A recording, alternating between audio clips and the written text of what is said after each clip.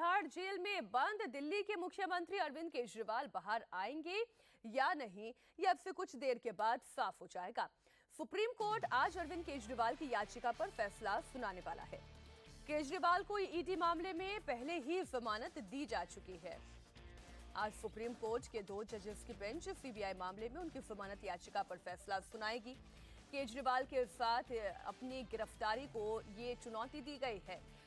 Supreme court आज इस मामले पर भी अपना फैसला देने जा रही है। सुप्रीम कोर्ट ने 5 सितंबर को दिन भर चली सुनवाई के बाद अपना फैसला रिजर्व रख लिया था। सीबीआई ने शराब घोटाले में 26 जून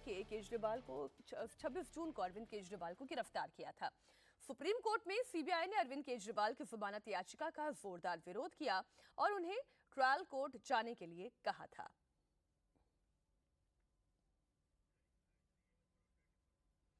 ये 4 तस्वीरें हम आपके सामने रख रहे हैं। अगर आज अरविंद केजरीवाल को सुप्रीम कोर्ट से राहत मिल जाती है तो उन्हें बाहर आते वक्त नहीं लगेगा, लेकिन अगर फैसला इसके उलट होता है तो समस्या न सिर्फ अरविंद केजरीवाल के लिए बल्कि आम आदमी पार्टी के लिए भी होने जा रही है। ईडी ने अरविंद केजरीवाल को शराब घोटाले में 21 मार्च को गिरफ्तार किया था और उसके बाद सुप्रीम कोर्ट उन्हें 12 जुलाई को जमानत दे चुकी है, लेकिन सुप्रीम कोर्ट का फैसला आने से पहले ही सीबीआई ने उन्हें अपनी कस्टडी में ले लिया था। सीबीआई ने 26 जून को ही अरविंद केजरीवाल को गिरफ्तार कर लिया था, इसलिए ईडी मामले में बेल मिलने के बाद भी केजरीवाल जेल से बाहर नहीं आ सके। आज अगर अरविंद केजरीवाल को सीबीआई मामले में जमानत मिलती है तो उनके तिहाड़ जेल से रिहाई का रास्ता साफ हो जाएगा। वो कुल 155 दिन जेल में बिताने के बाद बाहर आ सकते हैं, ऐसी संभावना दिखाई दे रही है। सुप्रीम कोर्ट में अरविंद केजरीवाल मामले की सुनवाई जस्टिस सूर्यकांत और जस्टिस उज्जवल भुइयां की बेंच कर रही है। इस बेंच के सामने 5 सितंबर को दिन भर सुनवाई हुई थी। इस दौरान अरविंद केजरीवाल के वकील अभिषेक मनु सिंघवी ने लंबी चौड़ी दलीलें रखी थी। सिंघवी ने केजरीवाल की गिरफ्तारी को इंश्योरेंस अरेस्ट कहा था। सिंघवी ने कहा था कि सीबीआई ने इस मामले में जो एफआईआर दर्ज की थी उसमें केजरीवाल का नाम तक नहीं था। केजरीवाल का नाम एफआईआर के बाद में जोड़ा गया है और 2 साल के बाद उनकी गिरफ्तारी की गई है। सिंघवी ने कोर्ट में यह भी कहा कि केजरीवाल संवैधानिक पद पर बैठे हैं, वो फ्लाइट रिस्क नहीं हो सकते हैं। सीबीआई इस मामले में 5-5 चार्जशीट दायर कर चुकी है, इसलिए अरविंद केजरीवाल सबूतों के साथ छेड़छाड़ भी नहीं कर सकते और इसलिए उन्हें जमानत दे दी जाए। सिंघवी ने यह भी कहा था कि सीबीआई के पास अरविंद केजरीवाल के खिलाफ कोई सबूत नहीं है, उन्हें केवल इसलिए गिरफ्तार किया गया है कि वो जांच में सहयोग नहीं कर रहे थे। वहीं सीबीआई की तरफ से एएसजी ने केजरीवाल की जमानत का विरोध किया था। उन्होंने कहा कि इस मामले में सभी आरोपी राहत के लिए पहले ट्रायल कोर्ट गए थे, केजरीवाल भी ऐसा ही करें और राहत के लिए ट्रायल कोर्ट जाएं। हमारे 2 सहयोगी अतुल भाटिया सुप्रीम कोर्ट से लाइव जुड़े हुए हैं, तो आम आदमी पार्टी के दफ्तर से भास्कर मिश्रा हमारे साथ लाइव जुड़े हुए हैं।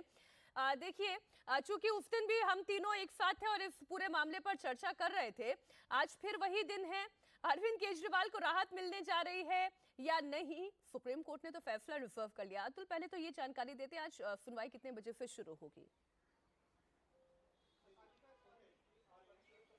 देखिए मीनाक्षी, 10:30 बजे सुप्रीम कोर्ट जो है वो बैठती है और जजमेंट जो है वो सुप्रीम कोर्ट में सबसे पहले होते हैं। और आज क्योंकि अरविंद केजरीवाल के मामले में जजमेंट होनी है तो 10:30 बजे के बाद किसी भी समय यह फैसला आ सकता है। जस्टिस सूर्यकांत और जस्टिस उज्जवल भुइयां की बेंच जो है वो इस पर फैसला सुनाएगी। सबसे पहले जो है जो बेंच बैठेगी तो सबसे पहले जजमेंट अरविंद केजरीवाल के मैटर पर देना है, यानी कि सबसे पहले जो कोर्ट कार्रवाई करेगी वो अरविंद केजरीवाल के जो मैटर है, जो जमानत बेल एप्लीकेशन उन्होंने लगाई है, जो सीबीआई ने उनको गिरफ्तार किया था, और दूसरा जो उनकी गिरफ्तारी को, जो सीबीआई ने उनको गिरफ्तार किया था, उस गिरफ्तारी को उन्होंने चैलेंज किया है, उसको लेकर सबसे पहले जो बेंच है जस्टिस सूर्यकांत और जस्टिस उज्जवल भुइयां, ये बेंच सबसे पहले ये ऑर्डर सुनाएगी।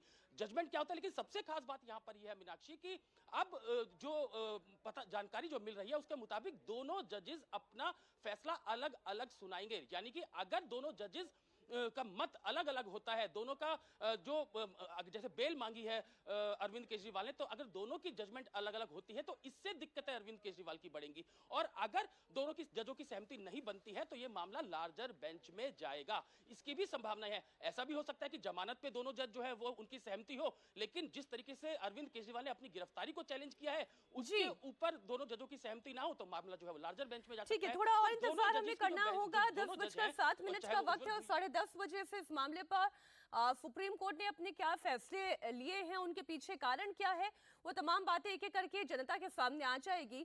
दर्शक भी इंडिया टीवी पर लगातार जुड़े रहेंगे। भास्कर हमारे सहयोगी जुड़े हुए हैं, इस वक्त आम आदमी पार्टी दफ्तर से लाइव हैं। भास्कर, आम आदमी पार्टी उस दिन भी बड़े जोशो खरोश में थी, आज एक बार फिर से पूरी तैयारियां की गई होगी। पार्टी दफ्तर में माहौल क्या है?